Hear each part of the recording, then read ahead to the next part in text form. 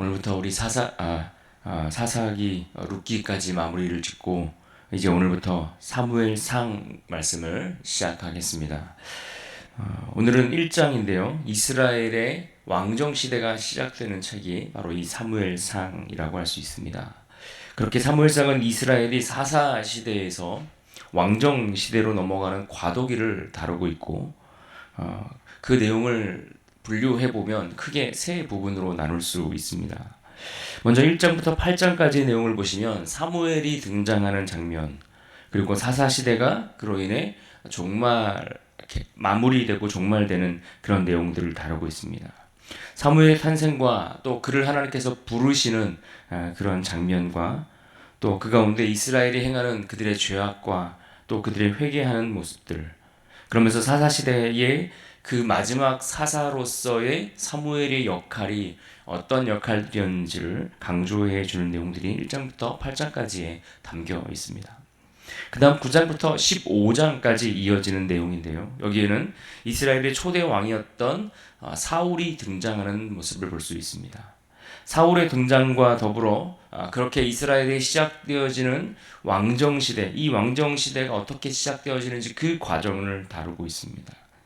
이스라엘 백성들이 그들이 요구하였던 이스라엘의 왕으로 세워진 그 사울이 등극하는 그 과정, 또 그가 초기에 어떻게 나라를 통치해 가는지 그 과정을 다루고 있는데, 또 그로 인해서 발생하는 왕정시대가 갖고 있는 문제가 무엇인지를 이 부분에서 다루고 보여준다라고 이렇게 이야기할 수 있겠습니다.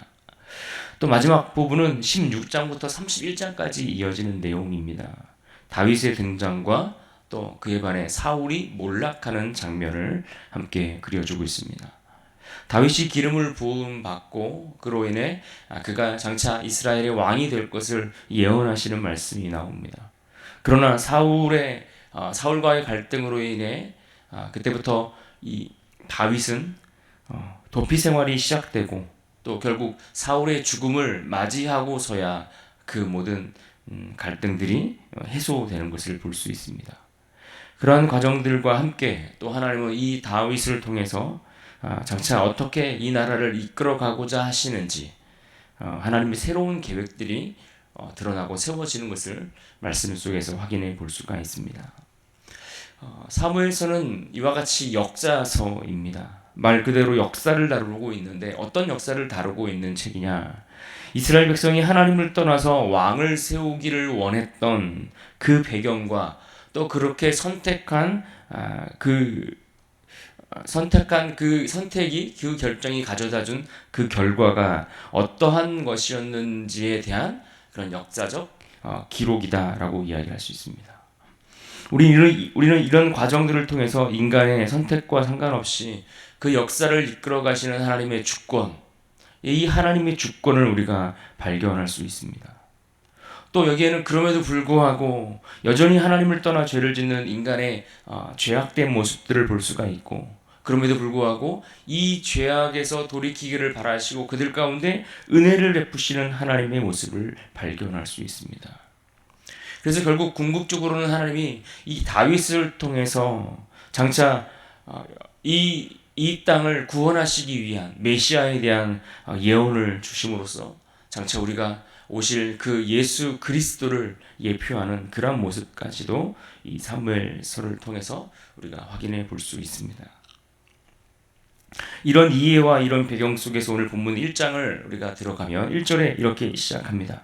에브라임 산지 라마다임 소빔에 에브라임 사람 엘가나라 하는 사람이 있었으니 그는 여로함의 아들이요 엘리후의 손자요 도우의 증손이요 숲의 현손이더라. 에브라임 사람 엘가나가 소개되고 있습니다. 이 엘가나가 어떠한 사람인지 그에 관한 간략한 족보가 언급되면서 본문의 내용은 곧장 그의 아내였던 한나에게로 그 시선과 초점이 맞추어지고 있습니다.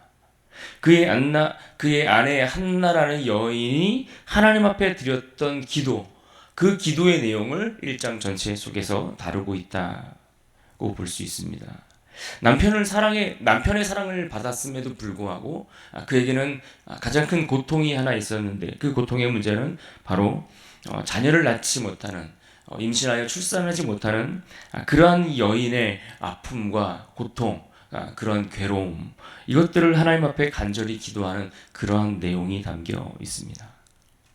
우리는 이 여인이 처한 고통, 이 여인이 당하고 있는 그 고통의 모습 속에서 당시 이스라엘의 모습이 어떠한가를 그대로 보여주고 있습니다. 마치 그 여인이 고통받고 있는 그 모습이 어둠 가운데 갇혀있는 이스라엘의 그 처지와 같은 처지의 모습인 것을 대비해서 보여주고 있는 장면입니다.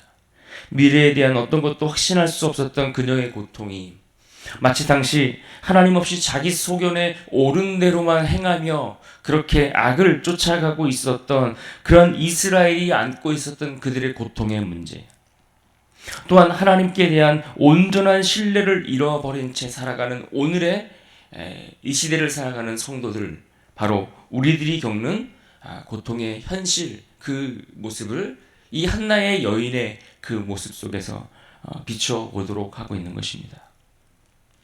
그런데 이 고통의 문제가 그가 기도하는 가운데 기쁨이 되고 축이 되고 더 나아가 하나님을 찬양하는 노래로 바뀌는 장면을 우리가 확인할 수 있습니다. 그래서 특별히 오늘 우리는 이 한나의 기도를 통해서 우리가 믿는 그 하나님이 어떠한 분인가를 그 말씀, 그 기도의 내용 속에서 새롭게 확인하고 깨닫고 또 그로 인해 우리가 어떠한 자세로 살아가야 할 것인가를 우리가 생각하는 시간이 될 수 있기를 바랍니다.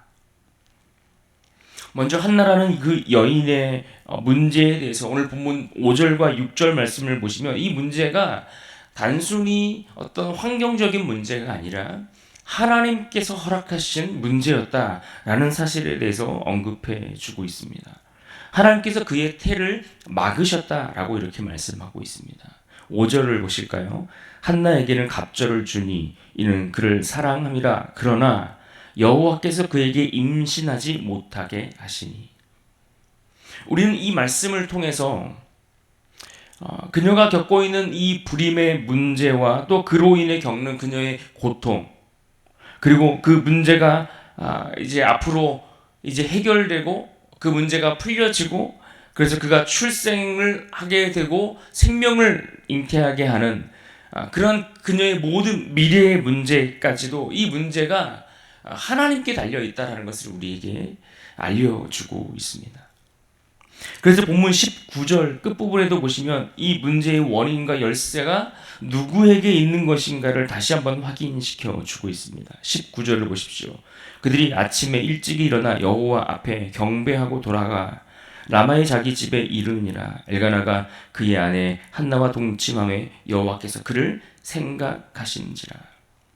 지금 그녀의 문제가 여호와께서 그의 태를 닫으셨기 때문이다라고 그렇게 말씀을 하셨던 것처럼 그 문제의 해결을 위해서는 이 19절 마지막 부분에서 언급하셨던 것처럼 여호와께서 그를 생각하신지라, 이것이 필요하다라는 이야기입니다. 그 문제를 하나님께서 허락하셨기 때문에 그 문제가 당연히 풀리려면 하나님이 그를 생각하셔야만 가능하다라는 이야기입니다. 여호와께서 한나를 기억하셔야만 그 문제가 해결될 수 있다는 것을 우리에게 보여주는 것입니다. 그래서 한나가 기도할 때 무엇이라고 기도하고 있습니까? 10절을 보십시오. 주의 여종의 고통을 돌아보시고 나를 생각하시고 주의 여종을 잊지 아니하시고. 자기 문제의 그 열쇠가 하나님께 있음을 알고 그녀가 지금 하나님께 자기의 모든 문제를 내어놓고 있는 그러한 기도 내용을 볼 수가 있습니다. 나를 생각해 주시기를 간절히 간구하는 그녀의 모습을 볼 수 있습니다. 또 이어지는 11절을 보시면 우리는 그녀의 기도 속에서 우리가 누가 우리의 문제를 들여다보시고 또 그 문제에 대해서 듣고 계시는가 하는 것을 또 생각해 볼 수 있습니다. 11절을 보십시오. 서원하여 이르되 만군의 여호와여, 만일 주의 여종의 고통을 돌아보시고 나를 기억하사 주의 여종을 잊지 아니하시고 주의 여종에게 아들을 주시면 내가 그의 평생에 그를 여호와께 드리고 삭도를 그의 머리에 대지 아니하겠나이다. 하나는 지금 자기 자신의 문제를 누구에게 호소하고 있습니까? 하나님께 호소하고 있다. 이것을 강조해 주고 있습니다. 절망적이고 정말 필사적인 그러한 상황 속에서 다른 누군가를 찾고 있는 것이 아니라 그 누구도 아닌 여호와께 그녀의 문제를 호소하고 있다라는 것을 말씀해 줍니다. 자신이 처한 상황과 그 문제의 키가 하나님께 있고 그것을 하나님이 쥐고 계시기 때문에 그분만이 자신의 미래를 여실 수 있다라는 사실을 그가 알고 그분께 기도하고 있다라는 이야기입니다. 그러나 여러분, 사실 우리가 신앙생활하면서 이러한 사실을 알고 하나님 앞에 기도한다는 것은 결코 쉬운 일은 아닙니다. 말처럼 우리가 문제가 생길 때 그 문제를 가지고 이 문제가 하나님께 달려있다는 것을 알고 그분께 나아가서 기도하는 것은 말처럼 쉬운 일이 아닌 것입니다. 우리는 본문의 말씀을 통해서 이미 이 내용의 결과, 이 문제의 원인이 어디에 있는지를 말씀을 통해서 우리가 보았기 때문에 당연히 이 여인이 이 문제를 가지고 하나님 앞에 기도하는 것이 마땅하다 이렇게 쉽게 결론을 내릴 수 있지만 그러나 그렇지 않다는 것입니다. 내가 당하고 있는 그 현실과 문제 앞에서 내가 겪고 있는 이 고통의 문제가 어디서부터 시작되었는지 이것이 하나님께로부터 왔음을 알고 하나님께 엎드리고 하나님께 구할 수 있다는 것은 참으로 놀라운 은혜가 아니면 불가능한 일인 것입니다. 삶의 자리에 거하면서 그 정답이 훤히 보이는 자리에 서 있는 것이 아니기 때문에 우리가 겪고 있는 그 문제와 그 환경 안에 갇혀 있으면 이 문제를 바르게 보는 것이 참 쉽지 않다라는 것입니다. 그런데 그녀의 그 절망적인 자리에서 여호와로 인해 이 아이를 가질 수 없다라는 사실을 그녀가 알았다라고 쉽게 판단하기에는 그 가능성이 매우 적은 것입니다.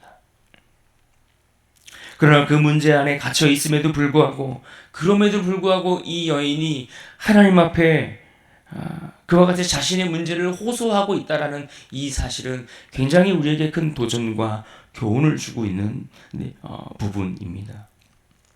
어쩌면 하나님의 백성인 그녀가 하나님 앞에 자기 문제를 가지고 기도하는 것은 마땅한 일이고 당연한 것이지만 그러나 기도한다는 것은 하나님을 정말 믿어야 하는 그런 믿음이 있어야만 가능하다는 것을 우리는 생각해 볼 수 있습니다.